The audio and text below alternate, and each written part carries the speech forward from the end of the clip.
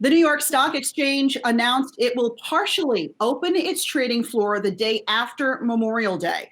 According to the New York Stock Exchange President Stacey Cunningham, she's going to allow a small number of traders on the floor May 26th. And one of those traders will be Peter Tuchman. Pete has been on the floor of the exchange for many a year, and he's joining us right now. Peter, good to see you. I know we've talked before. You actually had the virus, and it was a long slog back for you. I'm so glad to see that you're doing well now. What are your thoughts on going back to the floor, especially since it was the floor that you think you probably contracted COVID-19? You know what? I'm sure I would not say that at all, that I contracted it there. There were very few cases. I happen to be one of them, but I don't really believe that's where I got it. I happen to have been one of the worst cases that was down there, but there was a small handful of people, so I really don't believe that's where it happened. But I surely won't mind going back there. It's my life and my love, and I'm confident on the phone calls that I've heard going through this process of trying to find a safe and orderly way to reopen the floor, which everyone really wanted. I think the world wanted, and surely I did, and Stacey and the rest of the people who work down there. I think they've found a way to do it in an orderly fashion, in a safe fashion, to the best of their ability, and the sooner the better. The 26th seems to be the date. Obviously, they're going to be installing a lot of safety precautions to get us down there and be safe, but I am happy to go back, and I feel confident it will work. Peter, tell us, what are some of those safety measures that Stacey Cunningham is sharing with all of you? What can you expect when you enter and get onto that floor? So I'm not belying anybody's trust by saying this to you. It was out on Wall Street Journal yesterday and a number of sites. So basically, there's going to be temperature testing every morning. There are going to be precautions about people taking public transportation that will not be allowed. There will be a 6-foot distancing between brokers on the floor. The DMMs and the market makers will still be trading remotely to keep the first tranche of people to be brokers who basically, like myself, have been out of business, not making an income since the NYSE closed. So they're really giving us an opportunity to get back in there and be able to feed our families as far as that goes. So distancing, I believe there'll be some plexiglass or something between the brokers and traders. We will not really be able to engage each other in any kind of a physical fashion, whether it be a handshake or a hug, for sure. And I think that the precautions will be stringent. If anybody breaks the rules, I believe that they'll be asked to leave. In the morning, everyone will be tested on the way in, and they'll be keeping quite a close eye on everybody's activity. Peter, will it be harder to do what you do or what you have traditionally done on the floor with all these new precautions put in place? You know what? Look, I mean, I love what I do, and I'll do anything to get back there and be able to be around the people that I love and to make a living. That's one thing. Surely it's not going to be easy. We're not going to have verbal interest and open outcry, which we still do. Probably the only market in the world that does do that for the openings and the closings until the market makers get back in. Whether the restrictions as far as movement around the floor will be a bit of a constriction, absolutely, for sure.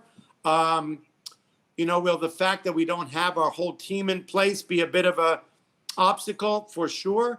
But, they have to make a judgment on getting it open as soon as they could in a safe fashion to give us the opportunity to get back in. And I think as we test the waters, they're using the San Francisco option market opening as a template, and that seemed to have worked well. They're giving us an opportunity to do a slow rollout, to see how it goes, to do it safely, to give those people an opportunity who have really been out of business, who could not trade remotely, and there are a number of us like that, to get back into the marketplace and make a living representing our company's customers. So yes, in answer to your question, yes, but nothing will stop us from doing what we love to do and representing our customers. Hey, Pete, what about the perception of the stock market? I mean, this iconic trading floor has now been closed for weeks now, and the market has been moving along quite nicely like a well-oiled machine. The fact that it was able to do that, there weren't any major hiccups. without the trading floor. How do you think the perception of what you guys do down there has changed? Well, the comments that you just made are basically your overview of what you think went on. You know, we haven't heard any major stories in the press and the media about what didn't work. But if you are, there's a couple of articles out about how NASDAQ versus the NYSE has represented their customers as far as keeping a market liquid, as far as the penny spread, as far as the volumes go for the opening and the closings, as far as reopenings of stocks that stopped trading and limit up, limit down, how the IPOs worked. Yes, the market did run to the best of its ability without the human element. And thank God for that, because otherwise we would have had fear and loathing in the financial markets, and that would have not benefited anybody. But if I speak to my customers, and you speak to a lot of people in the know on the floor and the way things have going, clearly the human element plays a big factor in it, and they've documented it in so many different ways. So that's one factor. The customers don't feel the confidence that they used to. There's been some lag time on entering orders. There's not been the transparency and communication between the human element, the brokers, and the DMMs and the customers. So in many ways, yes, the market did run to a certain extent smoothly. We were able to pull it off without people being fearful and anxious that they were not having access to their money. But surely was a number of the pieces of the puzzle missing without the human element, without the New York Stock Exchange floor being open. There's no question about it.